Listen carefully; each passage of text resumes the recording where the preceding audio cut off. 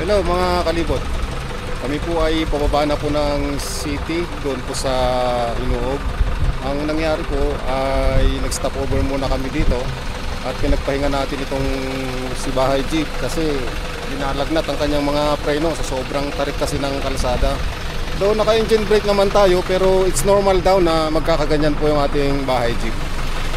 So yan po.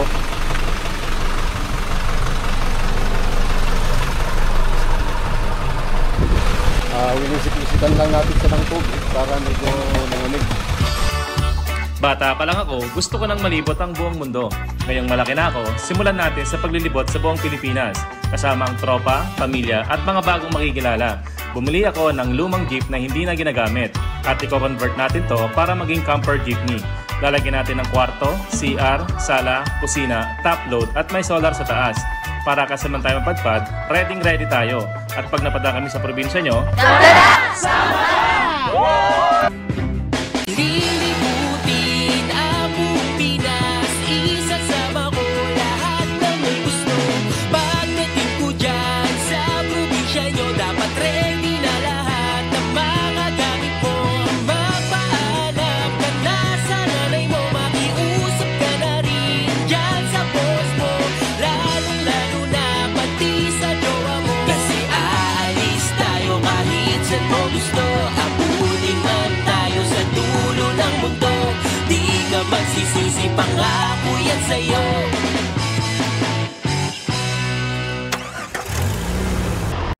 Okay, so guys, napakaganda itong location po namin kasi overlooking.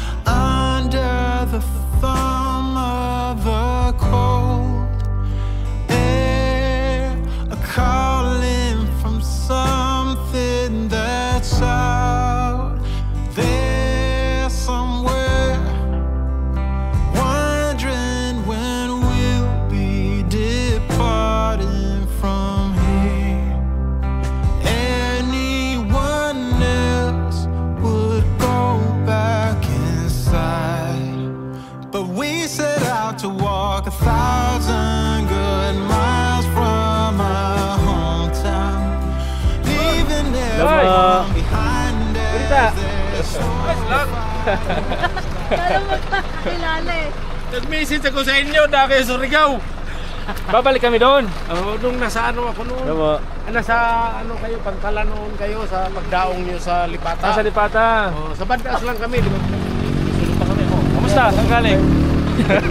Davao City. Ah, Davao. Galing ka Davao? Davao. Hello. Hello. Taga Badas. Badas Placer, Surigao del Norte. Kasangay kaya? Badas din. Badas din, ayun. Shout out guys sa lahat ng nakasubaybay sa atin. Sila kuya, kala nyo, kilala namin, no? Hindi. Alam lang namin. Sa bahay din, siguro nabasa. Alam lang namin na magka-connect na kami kasi mail din sila mag-travel at nanonood sila ng mga adventures natin. Kasi ingat, thank you. Oh, sige. Thank you. Ingat. Thank you. Padaan kayo sa ano, Surigao, pwede kayo doon sa bahay. Sige. Pero message muna ito, ano ko. Nasa Badas lang kami. Wala kasi sige. walang signal. Sa mga kalibot, the best talaga mag-travel sa Pilipinas. Napaka-accommodating ng mga Pilipino. Oy! Saan punta mo? Bahay Jeep, wait up na Hinuog. Mababa ka na ba? Oo. Sige. Sige, ingat. Kita tayo mamaya. Sige. Kita tayo mamaya. Okay guys, para na kami taga-Hinuog. Paano ba rin niyo, sir? Sa Bicol po. Bicol kayo? Bicol. Get your bag, check the tag. Decision is made. Lock your door, need no more. It's already paid. Cancel your mail for a while. It's a journey for life, and I'm your ride. Hang on.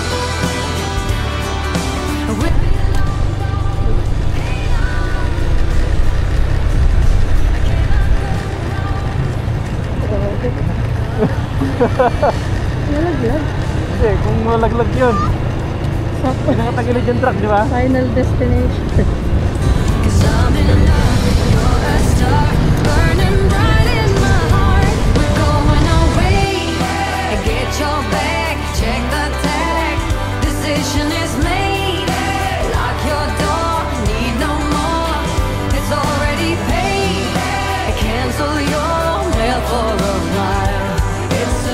dito nga mga kalibot, kaya mapapansin nyo, akala nyo traffic.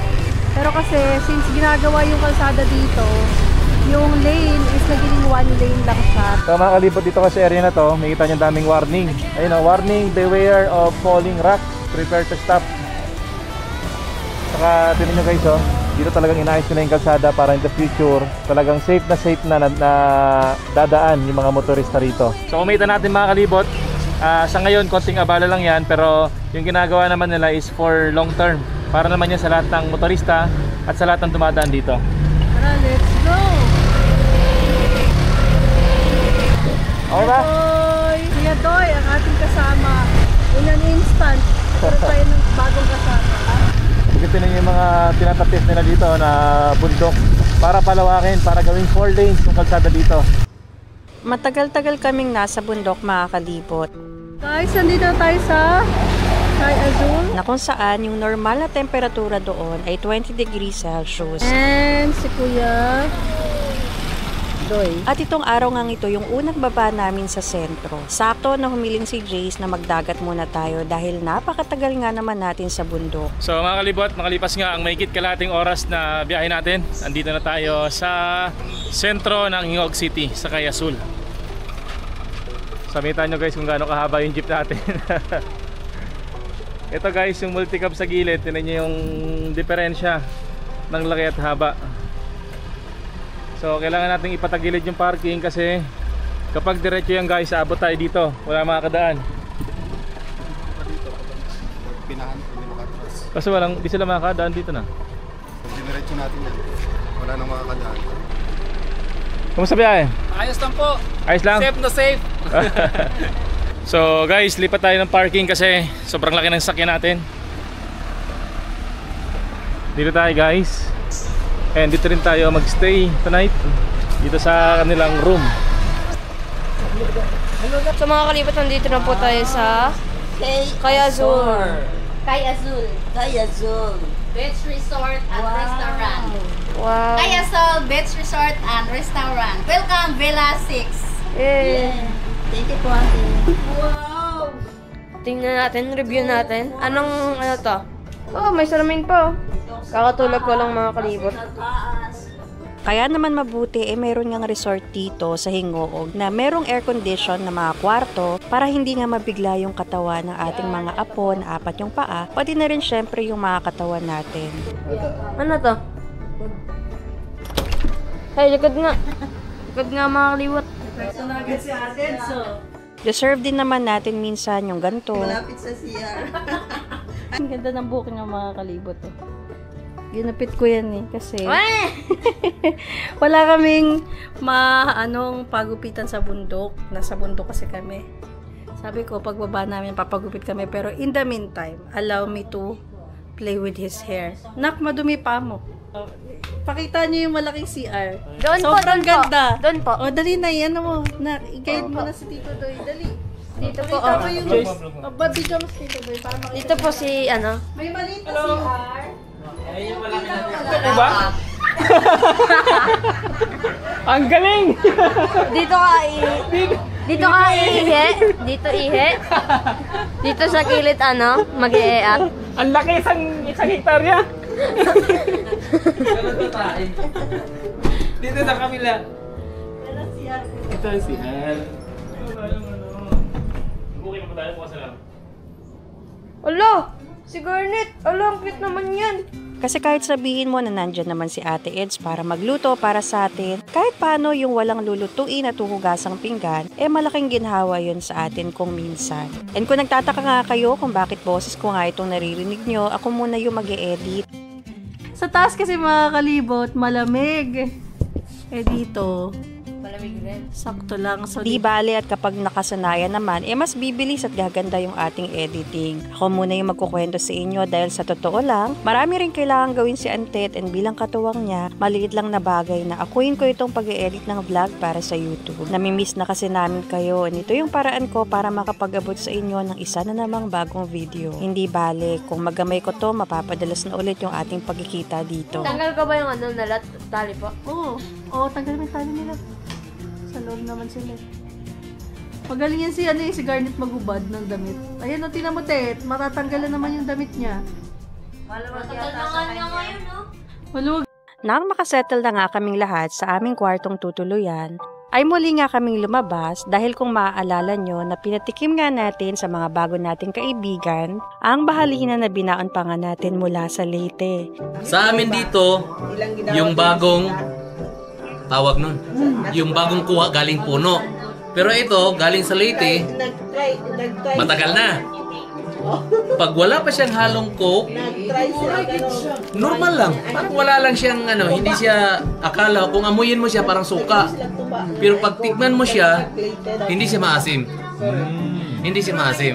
Doon nga namin napagkasunduan na ipapatikim naman nila sa atin ang kanilang kakaibang inuming dito nga sa Mindanao. Dito sa Hingoog, tinatawag nila itong kuter, pero sa ibang bahagi ng Pilipinas, ito ay tinatawag na kutil o kinutil na hinango nga sa salitang Bisaya na nangangahulugang halu-haluin. Pero bago nga tayo sumabak sa pagtikim ng inuming ito, ay umorder nga muna tayo ng ating mga kakainin. Dahil mabuti pa rin na mayroong laman yung ating tiyan bago nga tayo uminom ng hindi natin nakasanayang inumin. Ang binukid ay isang kainan dito sa Hingoog na naghahain ng mga pagkaing nakasanayan at paborito ng maraming Pinoy. Ang may-ari nga pala nito ay kaibigan nila Kuya Joe at Ate Gia na kung maaalala nyo nitong umagay nakadaupang palad natin sa kalsada nung tayo ay huminto para pagpahingahin yung makina ng bahay jeep. Sila ni Ate Gia ay naging malapit na kaibigan na namin sa bayang ito. At dahil hindi nga sila umiinom ng alak, ay nirekomenda nga nila ang kainang ito para dito natin lulutuin ang kuter o kinutil.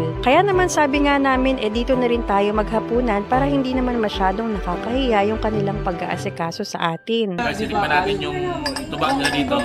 Yung itinom natin kanina umaga na matamis. And ngayon, ito na yung bahalina nyo. May tamis pa rin may tamis pa rin siya. Bahalina na nga, amoy. Bahalina na ang amoy. Ang ganda ba puti yan? Ayun guys, amoy nyo, kayo amoy nyo. Doon tayo nagkukunay Pilipino. Diba? Pareho na ng amoy. Amoy na ng bahalina. Para less ng taco. Ay, kikiban. Pumunta dun sa lugar. Oo. Dito po. Grabe na yung waiter natin, no? Waiter! Kikiban, amoy ko. Cheese! Cheese! Amoy mo. Kulay na lang iba. Oh, kulay na lang yung iba. Kulay na lang. Tapos yung lasa niyan, may tapang na ng konti. Bahalina na. Tikman natin guys. Hindi na siya ganun katamis, di ba? Literal suka na. Hindi ba parang mas sumarap?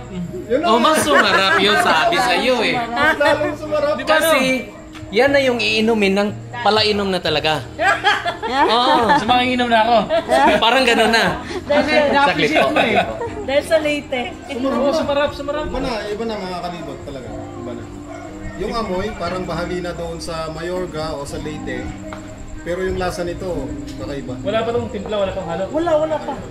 Kaya nga, bibili ulit ako, i-keep nyo. Huwag nyo na ilagay sa ref. Pabayaan nyo lang, pag huminto kayo, buksan nyo lang. Hanggang maging suka siya. Tapos tikman nyo araw-araw, iba-iba yung lasa niya. Hanggang maging suka na talaga siya. Doon sa mas Luzon, sumarap? sikat yung, yung lampanog. Dito naman sa amin, bahalina. Dito sa Mindanao, bahalina. Pero iba po yung bahalina nyo sa bahalina ng Visayas eh. I don't know kung magkaiba siya. Siguro sa process lang. Oo. Gagawa kami ng, tawag namin sa Bisaya is kuter, no? Kuter. Kuter? Oo, kuter. Yung guys, hindi na tayo makakita. Pero hindi ko alam kung anong spelling nun, ha? Kasi hindi, parang walang nag-ano nun, eh. Tapos, ang gagawin ngayon, papakuluin natin yung bahalina. Papakuluan dyan sa apoy? Dito, ho. Ibuhos natin sa kasirola habang papakuluin natin siya. Sige. Okay.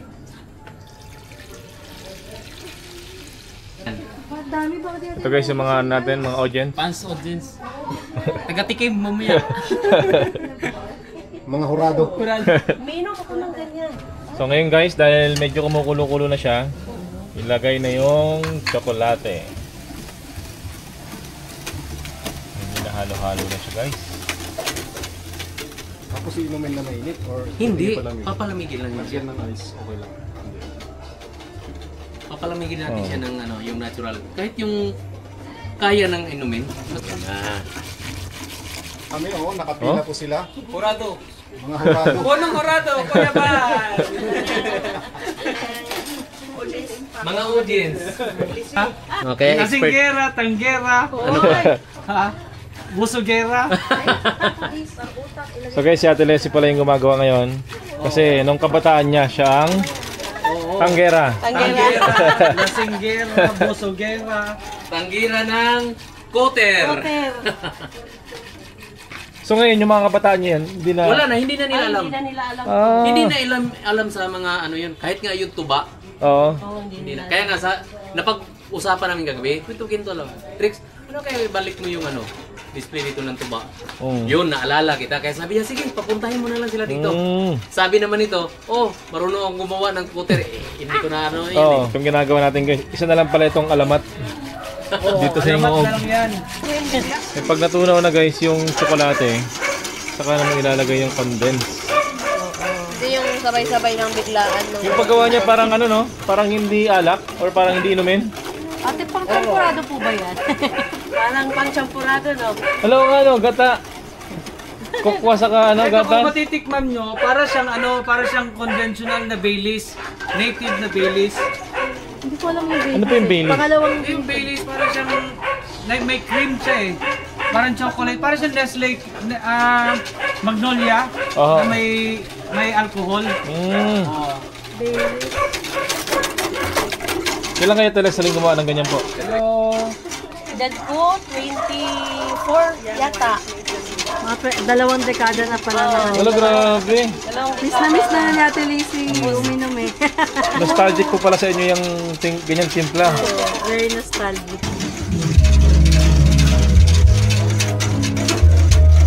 Okay, nilalagay yung itlog.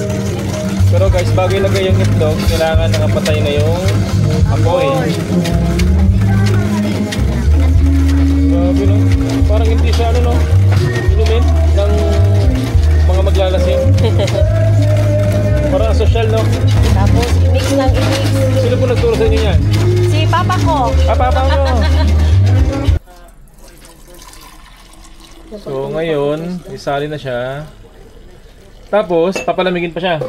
Papalamigin. Pero pwede na siyang inumin. Inumin na. Pwede na inumin. Hindi na siya palamigin. So guys, ngayon lang makatikim ng alak na mainit. Mainit naman yung alak eh. Pampainit. Sobra pa. So guys, tingnan nyo yun Di ba sa atin ang alak nilalagyan ng yelo?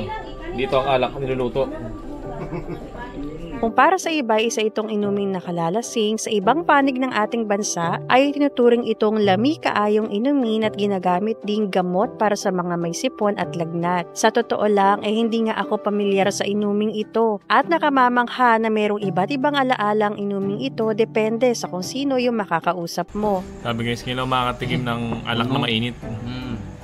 Ang Koter o kinutil ay isang inuming may pagkakahawig sa Baileys at eggnog na kilala naman sa ibang bansa. Maraming iba't ibang kwento kung ano yung pinagmula ng inuming ito at isa sa mga ito ay bunga raw ito ng kolonyalismo dahil yung mga Kastila raw ang nagpakilala sa atin ng tsokolate at ng pagtitimpla ng inuming ito. Kampay!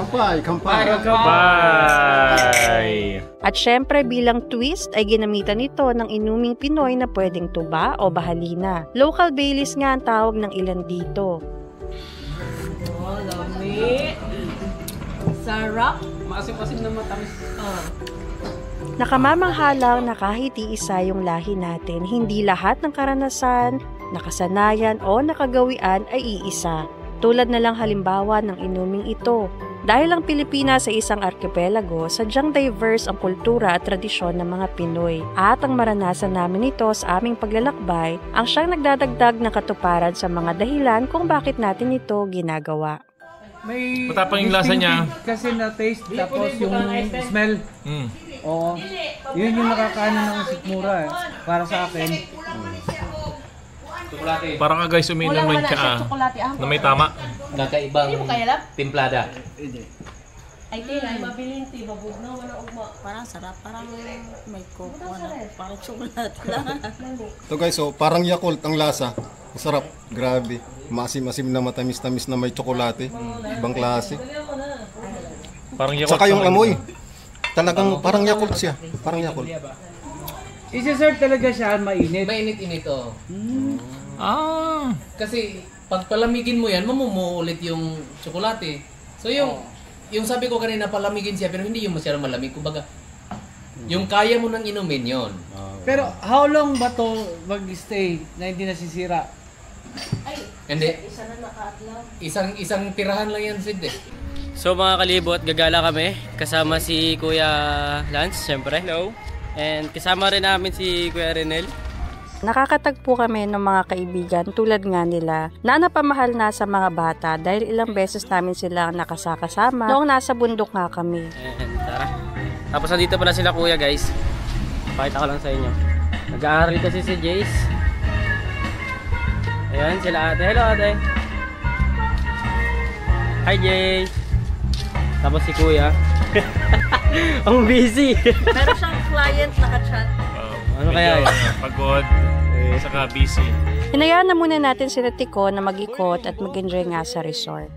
Dito guys, si Tiko naman naglalaro siya ng billiard.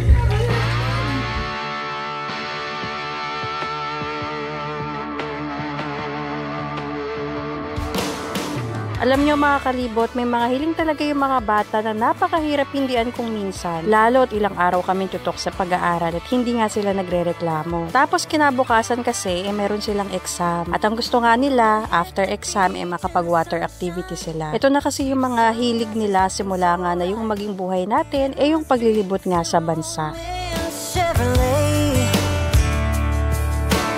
Looking for a good time and then some. Kicking with my friends in a hot sand. I got a song blasting by the Zac Brown Band, yeah. So guys, tapos na kami mag-ikot-ikot. Uwi na sila. So, goodbye. Uwi na kami. Hey guys, uwi na kami guys. Guys, uwi na sila guys. Paalam na tayo kada kuya. Let's go! Bye-bye. Bye. Thank you. Bye. Nel. Thank you, Nel. Bukas na muna. Lihat ka kung saan kayo. Sige. Sige. Thank you. Bye. Tayo bukas. Bye. Bye. Tapos guys, kaya pala hindi ko mahanap-hanap sila Kuya Bal kanina.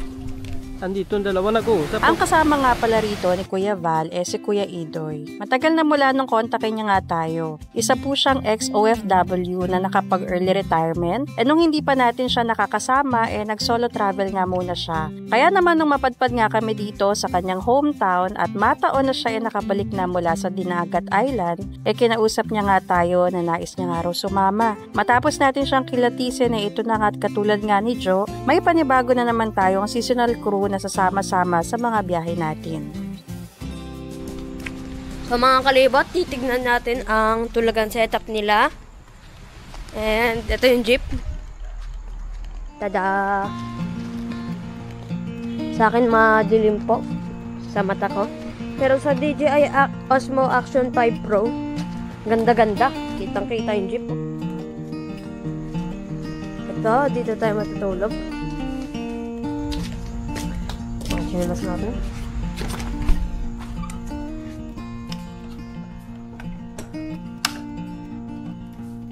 Ito sila mga kalibot.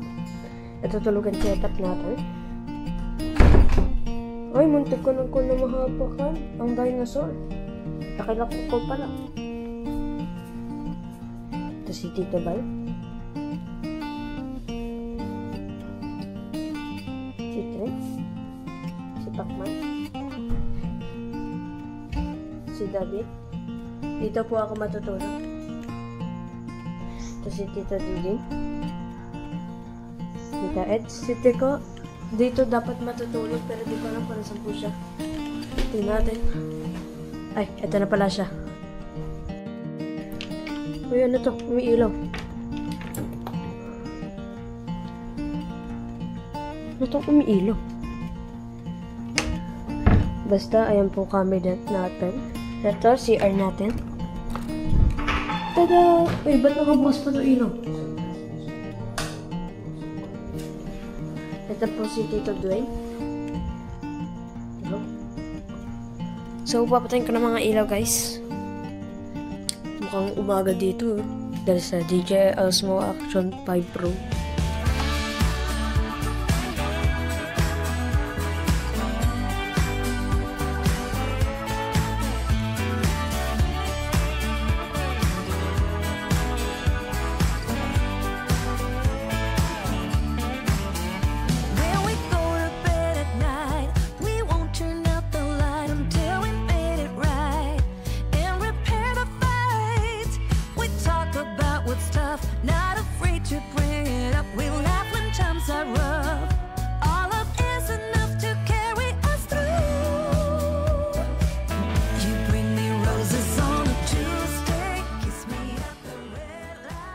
So guys, after nating mag-breakfast, tayo naman ay magkakayak. Hey! Ayan ang tinatawag nila dito guys na crystal kayak. So sila ay magkakayak sa ganyan. So lahat sila ay pinagsuot ng life vest kahit na magaling ng mga gamangoy. So walang life vest kasi ang tapos po ako eh. Hindi, anak. May tamang panahon anak para sa pagpapakita ng skills. Kasi kapag security na ang pinag-uusapan, nilalagay sa tamang lugar ang pagyayabang. Try nyo daw po muna kung kaya. So ayan, itatry nila guys. Magkayak. At si Jace ay lalangoy. Ibabato ko na. Edit mo na lang po na Oo. picture mo po para Sige. Ano gagawin ko? Ako sa kunyari lumilipad na po. Oh, sige. Paano? Picture mo po. Oh, sige. O kaya screenshot na lang. Sige po. Go. Yan, tapos i-edit ko. Dadaling kita doon. Pero joke lang yung mga kalibot. Hindi ko taga i-edit. Hala! Paano naman yung post? May hindi po talaga ako marunong. Next time na lang pagka napag-aralan ko na. So yun na nga guys. Yes. Mas safe kapag masikip. Guys, hindi na ako makahinga. Okay na, i-adjust ko. Oy! Ano te? Itutulak kita. Oy! Agaling! Practice! Grabe. Oh guys, swimming kami guys sa dagat. Practice muna bago. Kaya kami. Hindi na kami dun. Tulak. Kaya mo dyan dalawa. Oo, kaya yan.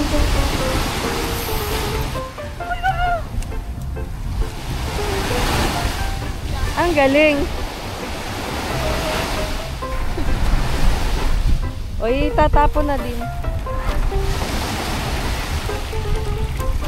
Hello, beautiful Garnet. Garnet! Ay, yung gitero. On the bus and take a ride downtown. Well, I don't know about that. But can you help me first to get these boxes down? Well, I don't know about that. We have the whole day now just to ourselves, so we can clean the house or clear out Nakasakay na si Jace doon. whichever you feel like doing first. I said, well, I don't know about that. Cause it's my lazy Kamusta po?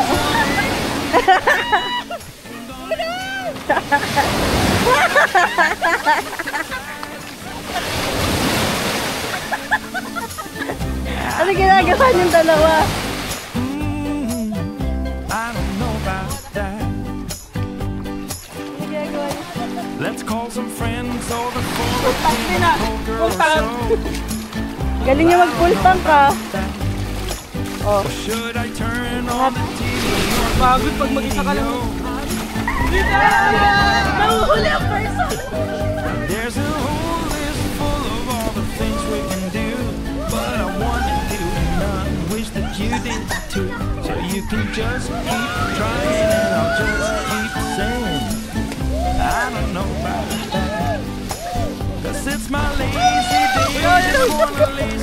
Huwag to, bago to at mahal. Ito lang. Napakita ko sa inyo, tinan nyo, tabi-tabi kayong tatlo ni Kuya Bal.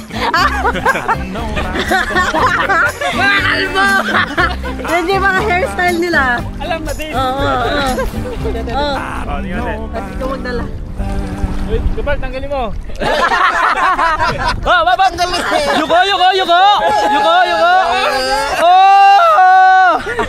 Mga bagong hat. Oo, hat! Kita bunbunan! Kaya nga hat kasi mainit. Ako si Ate Eds. Ewan. Naligo na yun. Guys, nawawa na si Tita Eds, guys! Ay, nagsayang siguro yun. Tapos namin maligo.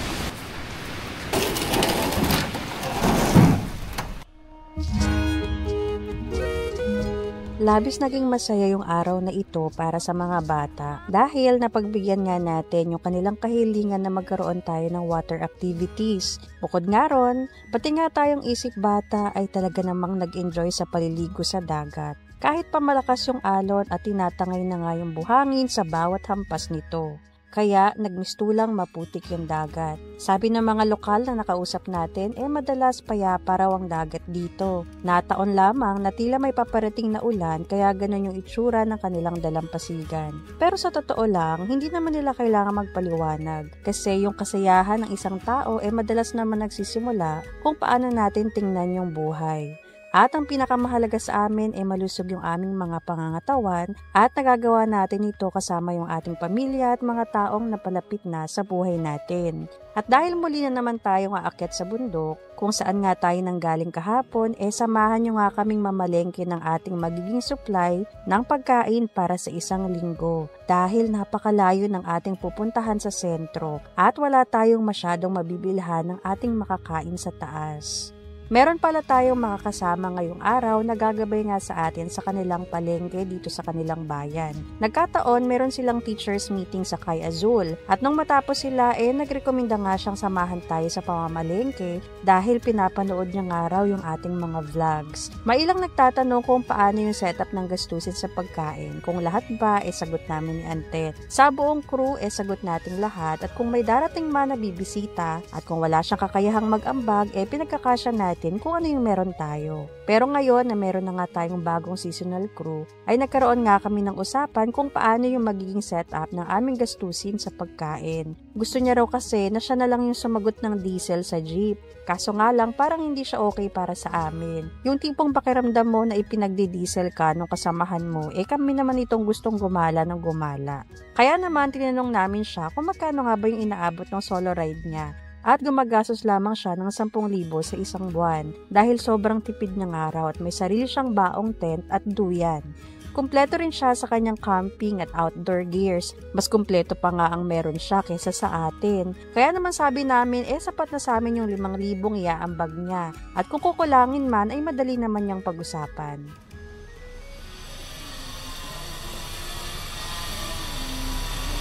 Okay. Sige na kayo. Okay, tara. Paalam ka muna sa mga nasa loob. Paalam. Alam. Battery. Pwede ako sama? Hindi po, bantay ka sa mga aso. Susulat po kayo ha.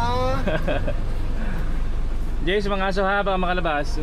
Tiko, yung assignment ha, mga aso. So mga kalibot, mamalengke muna kami. Kasi guys, sakit kami ng bundok mamaya ulit kung tayo mag-stay ng ilang araw. And dahil 20 kilometers yung layo nito, and dahil walang palengke doon, bibili na tayo ng ilang pang-araw natin na supply ng pagkain. Sinama ako ni Kuya Antet hindi para mag-camera, kundi para magbuhat ng paninda. Paninda. Joke lang. Para magbuhat mga... Sa kapunta? Doon, sa ukay. Bakit kayo hiwalay? Gusto rin maghukay. Maghukay, hindi makahukay. Maghukay na lang tayo. Binigay, bye-bye. Bay, anong sangayin dito? Butuan, Hingog, tapos Hingog, Cagayan. Wow, ito yung mga sakayan. Nandito kami ngayon sa Hingog City Hingog City Eastbound Terminal. So dito guys, sa daanan namin. Ano pong tawag din sa inyo? Habal-habal. So habal-habal dito guys, parang Skylab. Yung kargahan is nasa gilid hanggang dyan, grabe ang bigat oh. Ano mga laman ito? Ay, kamote. So ito galing sa bundok, no? Tipin nyo guys, oh. So ganyan guys, kaganda ang paglilibot sa Pilipinas. Iba-ibang mga diskarte ginagawa nila para sa kabuhayan. Sa Leyte, ay sa Eastern Samar pala, ang habal-habal doon is pinapahaba nila papunta sa likod. Dito naman yung habal-habal nila ina-extend kaliwa kanan. Kilo? Ayan guys, shoutout kay Kuya Richie, dito kami na malengke sa tindahan niya. Nakaano kami 10,000.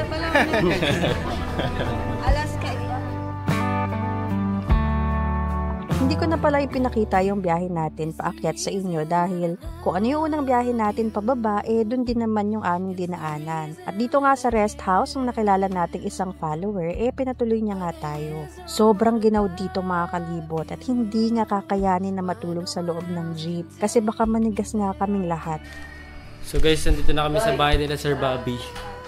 Then, kinuha namin yung mga kutsyon. Yun o. Pinahiram sa akin. Ano si Kuya oh. Ganda nito guys, gusto ko na ganito. Yung alinsangan o init ay madaling tiisin dahil sanay na kami doon. Pero pag gantong nagkakaedad na, yung lamig talaga yung isa sa mahirap kalabanin. Ewan ko, kami lang ba yung ganun? Guys, tapos ito yung labas. Ito yung labas guys oh. Wow! Para kang may resto dito guys oh. Yun oh. Hello kay Doy. And nandito si Sir Bobby. Hello sir. Good evening. Siya ang may-ari dito nagpatuloy sa atin. Ang simpleng kubo daw. Guys, kubo. Ganito. Ang ganda naman ng kubo. Oh, look at that. Tap-tap ng natin oh. Dami tap-tap ng puno. May bonfire pa oh, grabe. Guys, yan. Oh, yun oh. Okay. Para kang may cafe. Ang ganda naman dito. What's your order, sir? Wow. Sorry, ubos na po ang aming yelo. Guys, dito naman, nagbo-bonfire sila Kuya Bal. Ha? Tatago muna namin. Kaya pala. So guys, yun yung place namin dito. Ang ganda. Ang ganda oh. Ganda. Ganda ng view. Kuya Bal. Kuya Bal, ang ganda no? Tignan mo dito sa kamet. Wow. Lalaki ng alitap-tap. Yung mga alitap-tap na yan, mga kalibot. Hindi yan naglilibot, nandyan lang sila. Dinadayo namin yan dito. Wala yun sa ibang lugar. Bukas, yung nakikita nyo yan, makikita mo yung bundok sa kabila. So, pakita natin. Pag. Abangan nyo bukas walang matutulog. Tapos guys, andun pa yung ibang alitap-tap oh. Yun. Tapos andun yung jeep natin, hindi lang kita kasi madilim.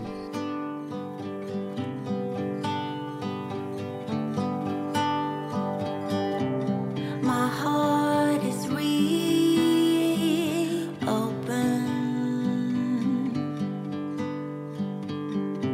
I imagine you right here with me.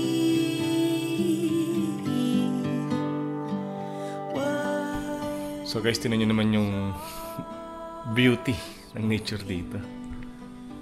Yan guys, grabe oh. Kanina lang, kita pa yung bundok. Tinan mo mami, tinan mo, tinan mo.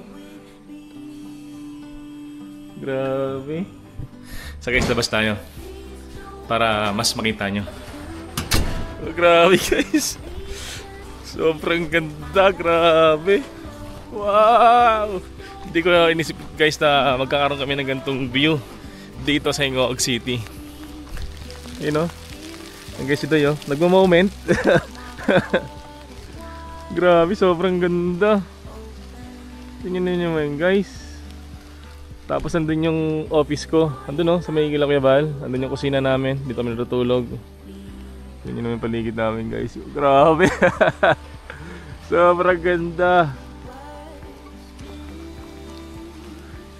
So kanina lang guys, kitang-kita yung bundok dito. May kita mo yung ulap parang sumasayaw. Pero ngayon tinan nyo, zero visibility na, hindi na namin makita yung bundok. Grabe. And dito mga kalibot, dito natulog si Doy saka si Dean kagabi. So, nagduyan lang sila dito.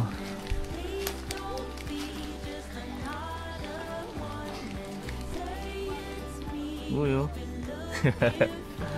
So, dito natulog si Doy, guys. Paano mga kalibot? Kita-kits tayo sa susunod na vlog ha. Kaya huwag kayong mawawala. Paalam!